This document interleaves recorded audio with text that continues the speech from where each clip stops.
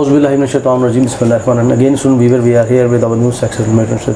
जैसे को पता हमेशा आपके सक्सेसफुल मोटिवेशन लेके आते हैं। उसका मेन मकसद क्या है ये वीडियोस बनाने का, ताकि वो जो स्टूडेंट पढ़ रहे हैं और उसके बाद कामयाब होते हैं तो पूरा आपको दिखाया जाए। तो यहाँ आप देख सकते हैं हमारी ओल्ड वीडियोज़ के अंदर जाकर यूट्यूब पर जो लाइक चल रही हैं कि जितने भी हमारे स्टूडेंट पास हुए हैं अल्हम्दुलिल्लाह, उन सबको पहले हमने पढ़ाया स्क्रैच लेवल से, उसके बाद उनकी तैयारी करवाई, पेपर करवाया और एट द एंड उनके रिजल्ट पास है। इससे पहले इकरा पास हुई, ज़ैनब उसके पहले ज़ुनैरा पास हुई, उसके बाद अभी तैयबा कल वीडियो हमने बनाया था उनके पास। आपने अभी तक हमारा चैनल सब्सक्राइब नहीं किया तो अभी सब्सक्राइब करें और बेल आइकॉन को क्लिक करके हमारी लेटेस्ट वीडियोस के बारे में अपडेट जानें।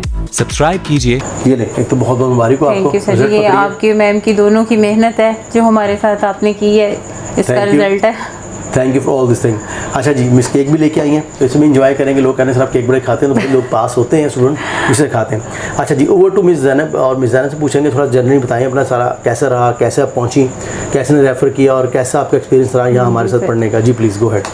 से मेरी सिस्टर है मेरी, उन्होंने यहाँ से आपसे किया था और वो माशाल्लाह से क्लियर करके। मिस हिना वसीम, और वो माशाल्लाह यूके पहुँच गई हैं। ठीक है, और लाइव बता रहा हूँ मैं आपको कि जैसे उन्होंने बड़े अच्छे तरीके से इसको हैंडल किया स्ट्रेस को, इस तरह ये भी B2 लेवल करके पास, उनका B2 लेवल आया था माशाल्लाह। तो ये बिलीव है स्टूडेंट्स का हम पे, पूरी फैमिली लगी हुई हैं। और अब आगे भी बताएं कि कैसे फिर आगे से। हाँ जी, फिर उन्होंने मुझे गाइड किया क्योंकि वो वहाँ पे पहुँच गई थी, तो उन्होंने मुझे कहा कि आपने कहीं और नहीं जाना, सर के पास ही जाना। फिर मेरे हस्बैंड ने भी कहा कि मैं यहाँ पे एक दफ़ा देख लिया हमने कितने अच्छे तरीके से तैयारी करवाई और बहुत कम टाइम में उन्होंने अच्छी तरीके से यहाँ से क्लियर किया। 4 वीक का ट्रैक था हमारा। हाँ 4 वीक हमारा हुआ, 5th वीक में। अच्छा एक और बात बता दूँ, इन्होंने भी कंप्यूटर बेस्ड टेस्ट दिया। तो बहुत से बच्चे जो डरे हुए हैं कि सर कंप्यूटर बेस्ड टेस्ट देंगे, पेपर बेस्ड टेस्ट देंगे तो क्या होगा। इकरा ने, तैयबा ने अभी दिया, इस पर लिखा हुआ नहीं आता ये कंप्यूटर बेस्ड है, पेपर बेस्ड है।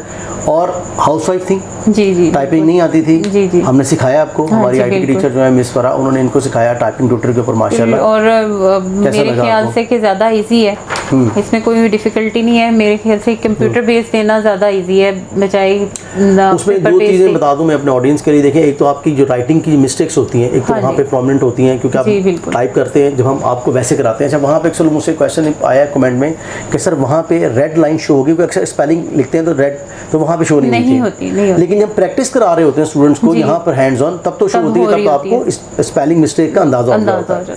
तो आपने टाइपिंग किस तरह सीखी, कितने दिनों में सीखी हमारे ऑडियंस के लिए प्लीज़। सर मैंने तो सिर्फ 5 दिन मेरा ख्याल से उसकी प्रैक्टिस की थी। ज़्यादातर यहाँ से मैम से थोड़ी सी गाइडलाइन लेके फिर घर जाके प्रैक्टिस करती थी। तो उसमें ये कि इस तरीके से कोशिश की है कि जो पेपर का टाइम होता है राइटिंग का, उसमें से 10 मिनट्स पहले उसको क्लियर करके फिर बाद में उसकी मिस्टेक्स को देखती रही हूँ और उनको सही करने की कोशिश करती रही, क्योंकि वहाँ पे पेपर में नहीं आपको पता चलता। अगर आपकी प्रैक्टिस होगी तो आपको पता चलेगा कि आपने कैप्स लॉक ऑन किया या नहीं किया, वहाँ पे तो अंडरलाइन हो ही नहीं रहा होता। हाँ, ये बड़ा इंपॉर्टेंट क्वेश्चन यहाँ पे मैं रेज़ कर दूँ। यहाँ पे स्टूडेंट्स मुझसे पूछते हैं कि सर वहाँ पे ऑप्शन होगा कि आपकी अगर स्पेलिंग मिस्टेक है रेड लाइन आ जाएगी, लेकिन जो कि हमने प्रैक्टिस कराई होती है कि रेड लाइन अगर आती है तो स्पेलिंग मिस्टेक है बैक स्पेस करके आप कर लें। अच्छा एक और मिस बताएं, आपसे बात हो रही है कि स्पेशली स्टूडेंट्स कहते हैं कि रीडिंग जो है वो मुश्किल लगती है आपको कंप्यूटर में, उसे कैसे कंट्रोल किया आपने, how you did that all this?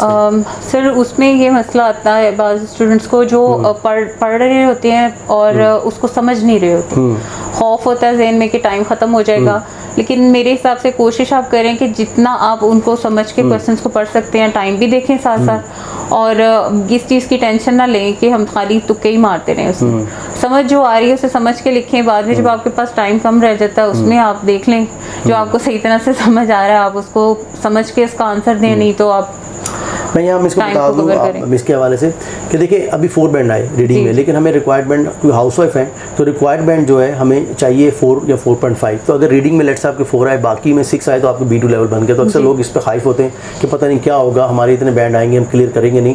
अगर कम से कम 4 बैंड आप किसी एक मॉड्यूल में आते हैं, बाकी में अच्छे आ गए तो यू गेट B2 लेवल। तो ये आपके लाइव एग्जाम्पल है कि 4 बैंड इन्होंने अगर रीडिंग में लिए और अदर चूँकि मॉड्यूल में ज़्यादा आए तो शी गेट B2 लेवल।